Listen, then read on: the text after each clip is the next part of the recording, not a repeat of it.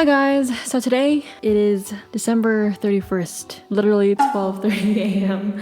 But I know I procrastinated on this, also because my sleep schedule is really messed up. 2012, oh my god, 2012, I'm in the past today. 2020 is almost over, and I thought it would be really fun to kind of reflect on like my year this year, because obviously it was a little different from other years. You know, my channel is just a place for me to express a lot of things that I like. It's not really just like an Inuyasha channel or whatever, but I thought it would be really fun to kind of just reflect on everything and like share, I don't know, things that I learned this year, and hopefully next year it will be better. So I wrote down a little list of all the things that happened this year, and I just wanted to kind of reflect on it, and maybe you guys can kind of relate. Starting in January, this was like pre-quarantine, pre-life as we know it now. I was actually in school still. I was in college for graphic design, and I decided to pause school because I had really bad like anxiety at the beginning of this year. I was like not happy, and I was like, okay, I need a break, and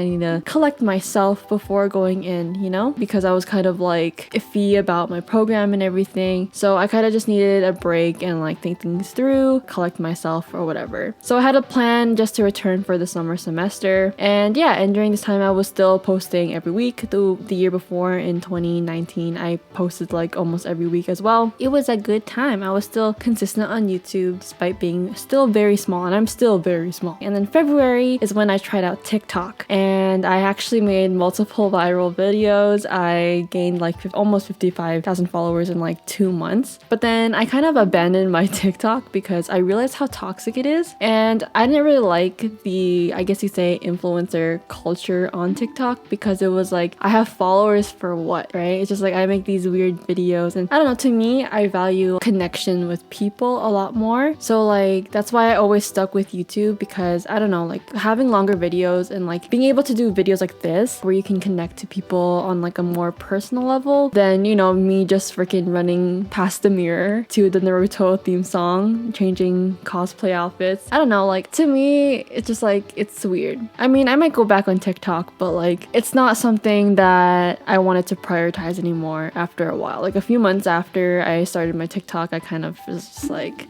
this thing is not really for me. But it was really interesting having like a lot of attention. I still get like likes on my TikToks now and followers, but it was weird. It was really a big rush of like, what is happening? Why, right? Like, why are these people following me for what, right? Like, I didn't really do anything. I don't know. I just realized that TikTok wasn't really for me, and I'm okay with that. Followers isn't everything. For me, it's like the connection with my audience. I just didn't want all these eyes on me, I guess you could say, without them knowing me. While on YouTube, it's easier to show yourself and who you are and have people follow you for you. And then I also sold a lot of my clothes on Depop.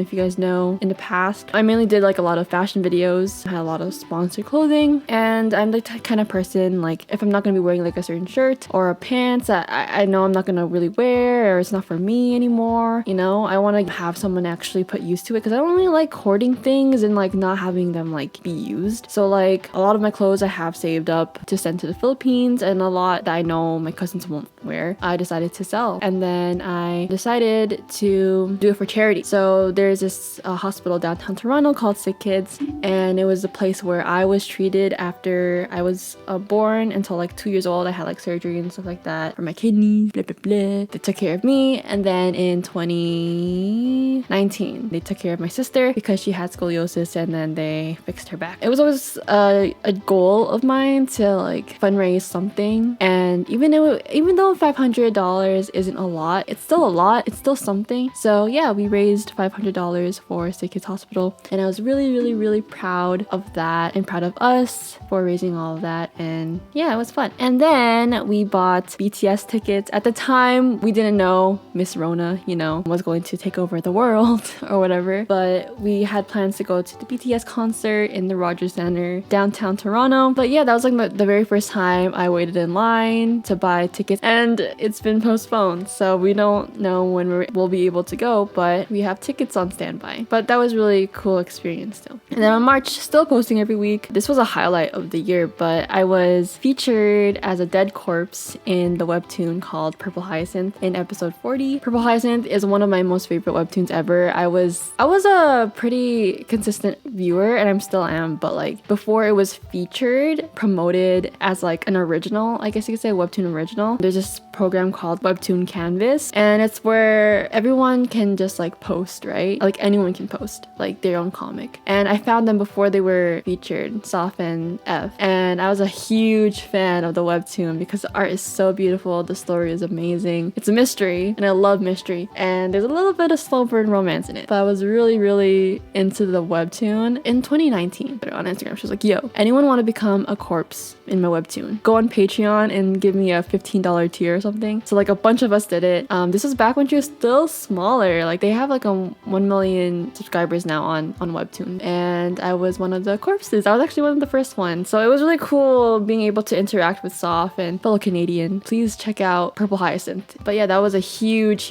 thing for me this year. And in March was the last time I ever went outside without a mask on, like to a public place, because I went all the way downtown to visit my sister at school spontaneously. I miss doing that. I miss just my sister like messaging me like, hey Angela, you want to get ramen? Like, yeah. And then I would just like get dressed and then meet her downtown, hop on the train and go downtown. I miss those days. And it's crazy because like I never thought I would like miss kind of just going on public transit for no reason, or like just like going to the mall for no reason, because I did that a lot. Like I would just like be like, I feel like going out, and I would just go to like the mall and like window shop by myself, like walk around, get food. Yeah, I never thought I would end up taking that for granted, where it's like, oh, I hate public transit.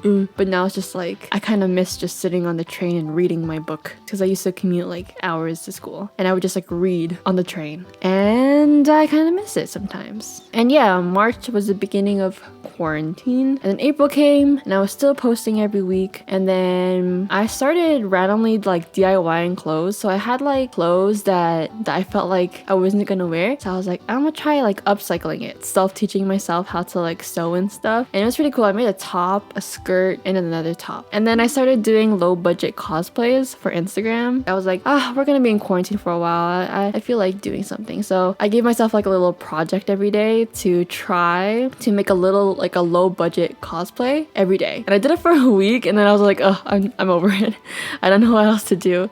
So yeah, that was really fun. And then I got my Nintendo Switch Lite because I was jealous of everyone who was playing Animal Crossing, and my friend I paid my friend for it because there was nowhere else you can buy it, and it was on sale. He got it for me and then dropped it off at my house. And I paid my taxes as an influencer. I was so stressed out because I didn't know how like taxes work for like influencers. Yeah, but managed to do it. And then in May, I was still posting every week, and I hit 5,000 subscribers. Yay, 5,000. And then I had my channel anniversary, and it hit 6 years old, and that was the first time I posted about Inuyasha and Yashahime, because in May that's when they announced it, and I was like, yo, no one's talking about it on YouTube. So I was like, you know what, I'm gonna do it. At the time, I was still in the fashion side of YouTube. I was really nervous to put out this Inuyasha Yashahime video because I was like, yo, I'm gonna freaking lose so many subscribers because why is this girl just gonna post a random anime video, right? But then I was like, you know what, whatever, like I don't care. I just want to talk about it because I had so much like excitement and passion, and I had so much to say, so much things to express. So I was like, you know what, I'm gonna just make this video, whatever. So then I did, and it blew up, and I was like, what the heck? And I had a lot of really nice comments because people could see how enthusiastic and excited I was for the show. But I also had a lot of really toxic, really mean comments. But you know what, it's okay. Like I managed to push through, and it was really scary because that was the first time like a video kind of blew up that way for me. And like I was like, yo, what the heck, why is this blowing up? I didn't think anyone was gonna watch it.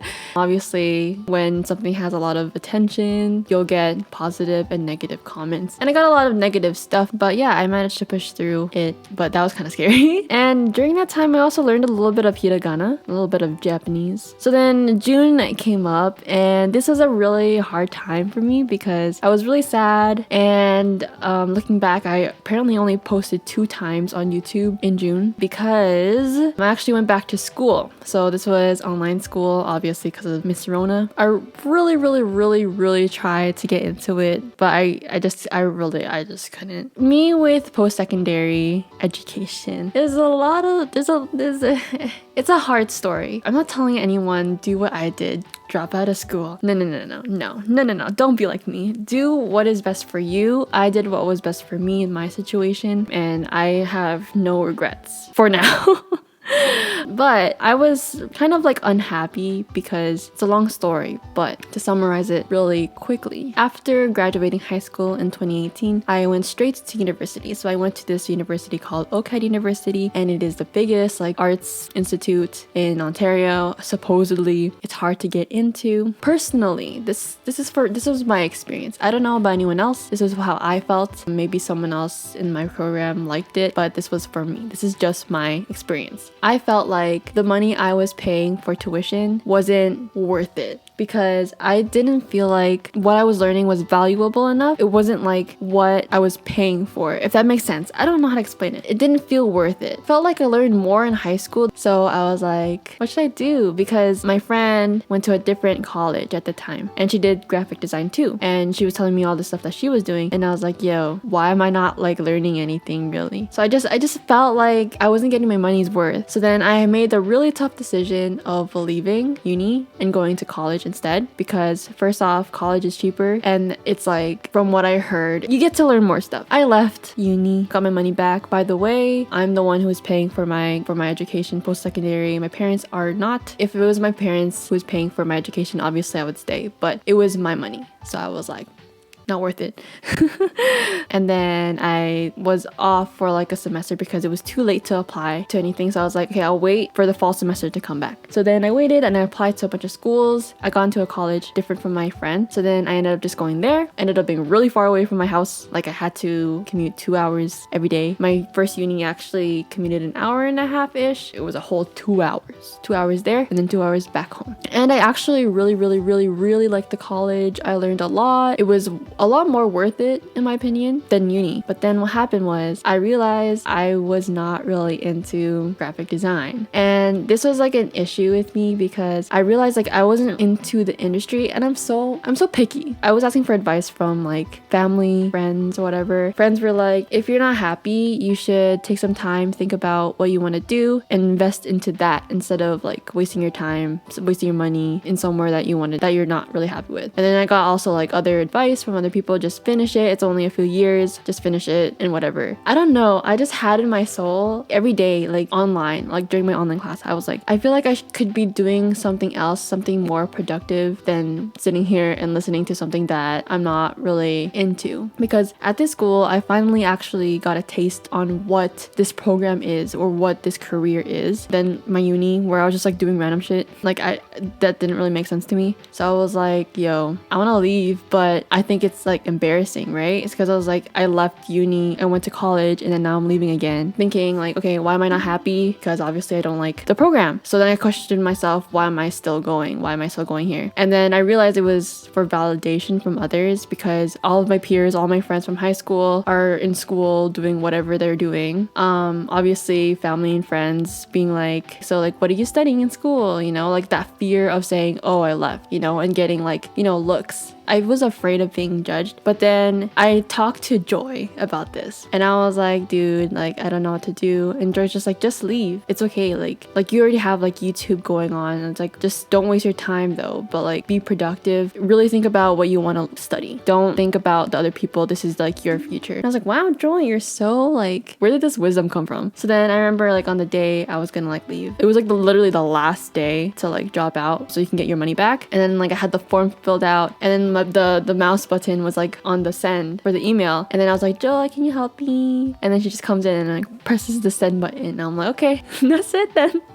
I left. And you know, like my mom obviously was not happy. Like, you want your kids to go to school, and it's not that I'm not gonna go to school, it's just that I feel like I should really think about what I want to do instead of wasting time and money. I am financially stable. I was really lucky. This is a whole other story. But I was really lucky in 2018 because like I didn't know what I was freaking doing, and I was like, I'm gonna do a yes style haul, hee hee. So then I did one, and then I kept doing them, and then I got more traction, and then I became like one of the first like yes style influencers, and then I started partnering with them, and that helped me so much financially. That's how I was able to pay for school, and I still have a lot of money like saved up for like emergencies and the future, and if I ever want to go back to school, I have money saved up basically. So I was really lucky. If you ever just want to do something randomly because you're bored, do it, because you don't know what's gonna happen. I'm still really thankful for Yes Style. I told myself, who cares about the validation of others? I'm gonna just do this. I'm gonna just leave. And then I did, and it was really scary. It made me feel a lot better. I had time, and I was able to do what I wanted to do at the moment. I gave myself time to really think about what I want to do in the future. Yeah, don't be like me though. Like, everyone's situation is different. So if you're thinking about leaving school, really think hard about it. Don't just leave school. This is not for advice, but like,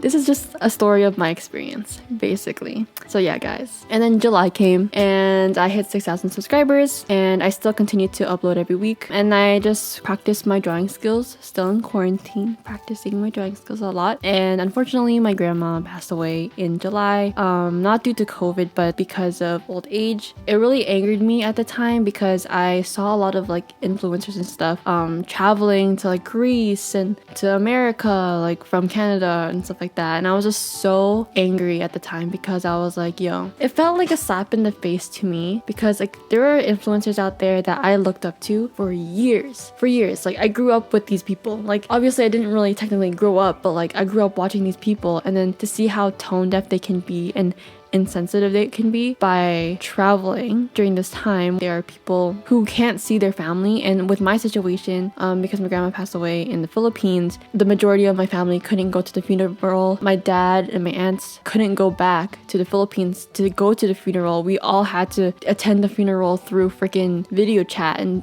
see it through pictures. And you know how obviously it sucks, but like, to see influencers just ignore what is happening in the world so they can have their vacation while there are people suffering like that. I don't know. It's just like, it just feels so insensitive, and I was just so angry. But yeah, I don't know. That's all I gotta say. To each their own, I guess, but that's just something I don't support. Stay home, guys, and stay safe. That's all I gotta say. August to September, I was uploading 1 to 2 times a week. During this time, it was so exhausting because my MacBook wasn't really strong enough for editing, like really big, long files, because when I film for like an hour. So like, my files are really big, and there's like a lot of editing that takes place. Obviously, I had to cut it down, and just like my Mac wasn't strong enough. So then like, it would take me hours because I would wait for so long for it to render. And it was just like so slow, and I was just like, I was going crazy. I wanted to upload 1 to 2 times a week because my channel was taking off a lot, because obviously Yashahime was coming out soon. There was constant like new news for Yashahime, and I was like, I need to take advantage of this. In a business perspective, I had to take advantage of this attention. So I really worked hard, was very patient with my MacBook. I had a lot of motivation because I was getting a lot of like, you know, people coming into the channel and like really appreciating my videos. So it was fine. At the end of the day, it was all fine. But yeah, my channel really peaked during August to September. And then I hit 8K in August, and I hit 9K in September. And then October came. I started to upload 2 to 3 times a week. It was even more exhausting because my MacBook is still slow.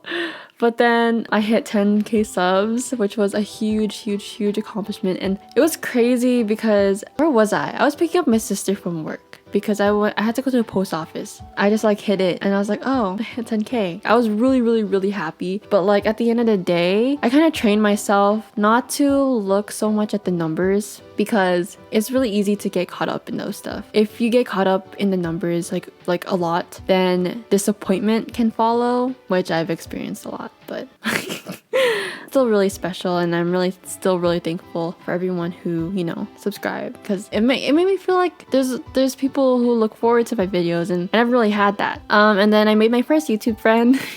And I did my first YouTube collab with Axel. You guys know Axel. And then I invested in an iMac just so I don't have to go crazy over uploading more than one video a week. It was probably one of my best investments in my life, because after I uploaded so much in November, and I'm still uploading a lot in December, and it's just been so much easier to upload and like less time consuming. Haven't gone crazy yet. Just very thankful that I was able to make this purchase. I didn't have to go crazy anymore every week. And then we hit 11,000 subscribers, and then I turned 20. Can't believe I spent my last year being a teenager at home all day. There's something really special about turning 20 and 21 in Canada, because 19 is when you're legal technically. But I don't really party, I don't drink, I don't gamble, I don't do any of this stuff. So I mean, aging, being old, wow. And yeah, and then I finally started to rearrange my room. I've been thinking about rearranging my room for a while, and we finally got to do it. So I'm really thankful that I was able to finally like decorate the room how I want it. Growing up, I always shared a room with my older sister, and we had a really small room. We lived in like a townhouse. Sharing a room, like you never really get to like, you know, decorate it the way you want. It's always messy because, you know, it's 2 people in there. After we moved in 2016, so thankful that and grateful that I finally got to have my own room. Room tour coming soon. And then I started streaming, and I was really nervous about streaming because just public speaking alone was just like the thought of it is really scary. But it's kind of like filming, but like knowing that there are people watching, but like not really seeing their faces. What's so scary about public speaking for me is like seeing the facial expressions of all the people that are there. My brain goes like, oh, this is what they're thinking, this is what they're thinking. But I think like streaming, it's like you just see the text, and it's just like a lot easier because you don't have to kind of guess what they're thinking based off of facial expressions, because they will just tell you, right? And it feels a lot more reassuring. And I didn't really know I was kind of good at streaming, like just talking, you know? It made me feel good trying out something new. So yeah, and we also did like the Inuyasha Kahoot, and I was really happy with that because it was so much fun and the turnout was amazing. Like I didn't really think a lot of people were gonna come. I thought like maybe like the usual 30 people would come. We peaked at like almost 200 viewers, and I was just like, wow, there's so much people here, what the heck. That was really amazing. And then December, so where we're at, I uploaded at least 3 times a week again. I also had like a little rough patch, really bad anxiety. I was really like thankful that you guys are nice enough to kind of like accept me opening up on YouTube, because you know that's really scary. People can take it the wrong way and be like, oh, you're like begging for attention, la, and that's like the last thing I want. And that's what makes it really scary to open up about like mental health. But I just had to be brave and do my best in opening up and expressing my thoughts, because I know there's a lot of people who can relate but also don't have a voice. So I think me talking about it helped me get it out, my thoughts. It also helps knowing that there will be people that can relate and understand what I'm going through, and hopefully they can relate to me and my video can help them as well. But yeah, and then December, we're just vibing, chilling until January, and that's when the new year will start. But yeah, that was like my year. This year, highlights this year. So obviously you're making tough decisions, choosing to leave school, closed doors but opened many. Leaving school, like you do like lose learning with classmates, kind of just like learning new things that you wouldn't really learn like every day. But I'm really glad I chose this route, because if I didn't leave school, I wouldn't have continued making Inuyasha videos. I wouldn't have made this amazing community. I wouldn't have grown as much as I did. I wouldn't have invested in a iMac. I wouldn't have rearranged my room probably. I wouldn't have met online friends. I wouldn't have met Axel. I wouldn't have met Alan. I wouldn't have met Priyana, Kani, Moon, Nico. I mean, I was already kind of friends with Nico, but I think we got kind of closer because of this year. And like, I wouldn't have been able to make connections with people like online, just like through videos and stuff like that. Like, I would probably be just uploading my regular fashion videos stressing out like, are people still gonna watch this stuff? I don't know. I wouldn't have made like an impact, I feel like, through my videos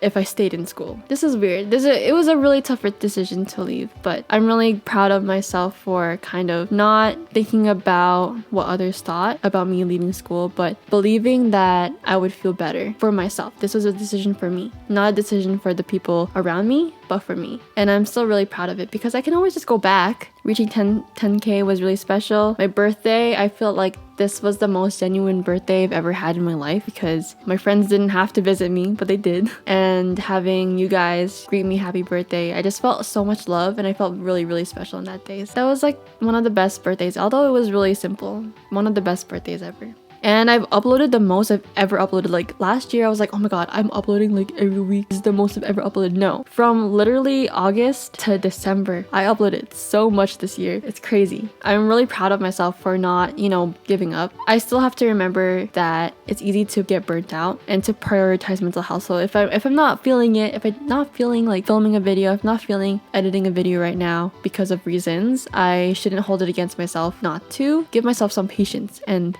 give myself some credit, like, girl, you worked so hard, you deserve this. You deserve a little break.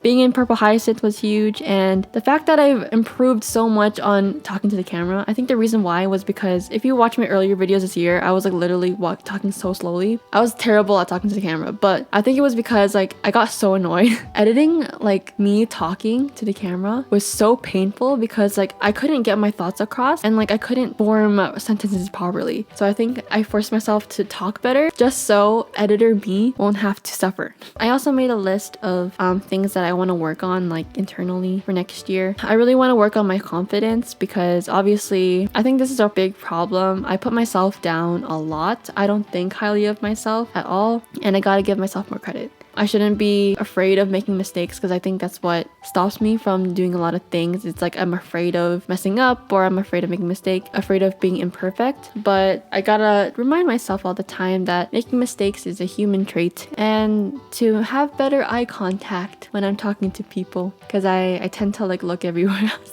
I don't know, that's just a random thing that I wrote. And I also want to improve like filming and editing and stuff like that because obviously I upload like 3 times a week, or try to, and my editing, I feel like quality has gone down drastically because it's like I'm just trying to get these videos out but like making the editing decent. But I want to like make my editing good again because I was like watching my older videos from like earlier this year. I was like, yo, my editing is so much better. I want to stop obsessing over the past and the future and be content with what I'm doing now and I dwell in the future like, oh, I can't wait till I X, Y, and Z. I can't wait till I'm happier, But it's like, why can't I be happy now, right? Do what you want to do to be happy now. And that's like the true success of life, in my opinion. And I gotta stop comparing myself with others. And being an influencer, I think it's something that I really need to work on and be better at because I have a bad habit of looking at similar creators to me and seeing how fast they're growing, how much views they're getting. And then I look at my videos, I'm like, what am I doing wrong? Is my editing not good enough? My thumbnails not good enough? My videos are just not good enough? I'm not good enough? Am I not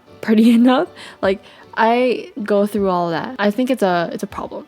And I need to stop doing that because it makes me really, really upset. And I go through this dark hole of sadness whenever I compare myself to other creators or other people. And I gotta stop because it's not that I'm not happy for these other creators because of course they deserve everything that they have. I think so low of myself, and again, I have to work on my confidence, but I know that I work really hard and I put out my best work. There's a pattern in my life where I tend to have to work harder than others, if that makes sense, because like in like elementary school or whatever, me and my friends would be studying. They would study for like an hour and then be done, but then I have to study longer because it takes me longer to like soak in everything, right? It comes to the test and then they get a better grade than me, or like or get the same grade, but then I feel like I put more effort into learning it than them. And at the time, back in like elementary school, I'd be like super like jealous of that. Why are they getting such good grades but they're not putting in the effort, as much effort as me? And it made me really like jealous and like angry. But then like I think over time I kind of just like understood and accepted that for some reason in my life, for some reason, I don't know why, things happen slower for me than other people.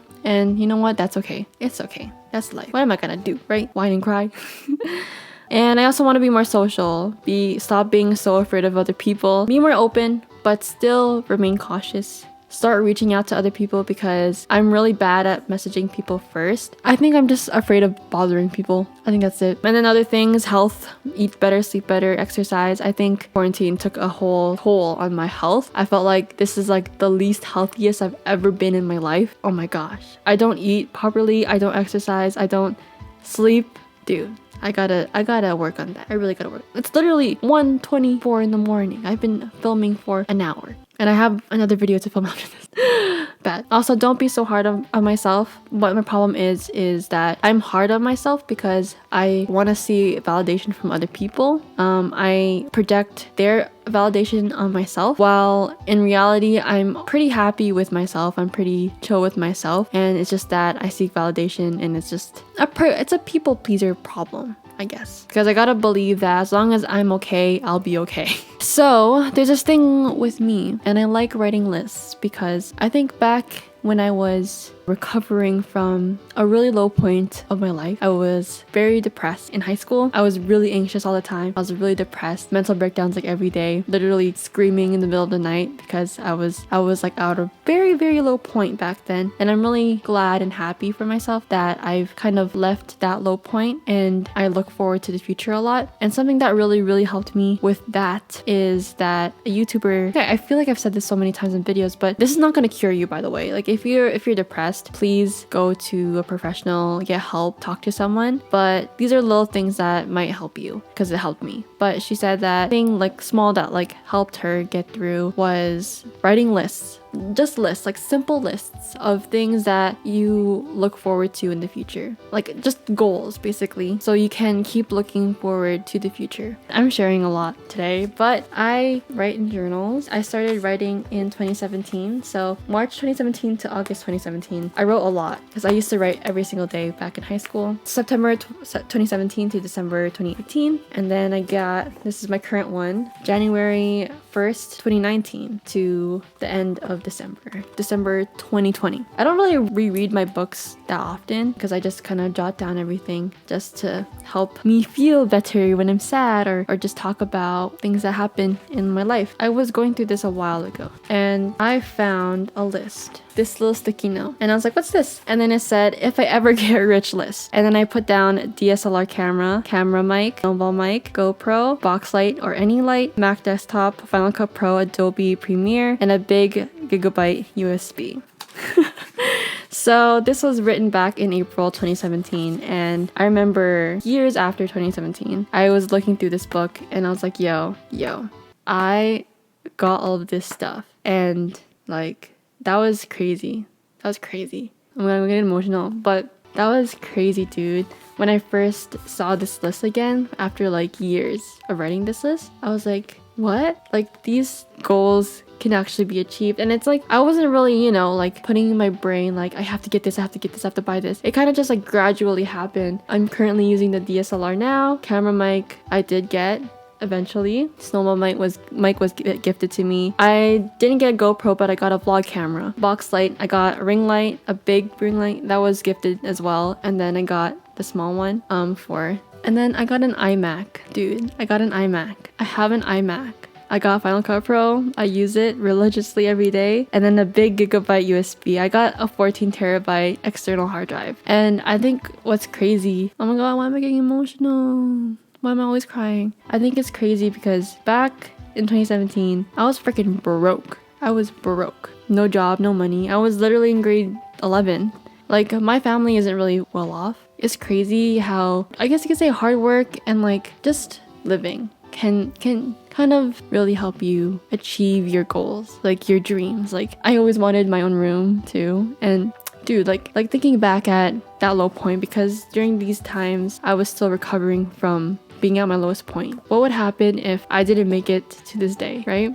So that's what the point of these like little lists are, to kind of help you look forward to the future, right? And it's crazy how things just turn out that way, right? Like it just works out. Like your little dreams that you have as like a kid, one day you'll get it. I don't know. I just feel like I'm really lucky. And I always say this, but I'm really happy to be here. And yeah, so I wrote a little a list for my goals for 2021. I want to practice my art more, draw more, maybe start a small business making art and selling art, uploading 3 times a week, maybe have a stream schedule or like a upload schedule. I don't know yet. Reach 1,000 Twitter followers, reach 20k subs, watch more anime. That is like a huge goal. Watch more anime, create more art, traditional and digital. I gotta really practice my traditional art, like just drawing on paper, because I gotta practice that again. And read all of the books that I bought for commuting, because like last year I bought a lot of books to read while I commute to school, but I'm not in school anymore, nor do I commute anywhere far.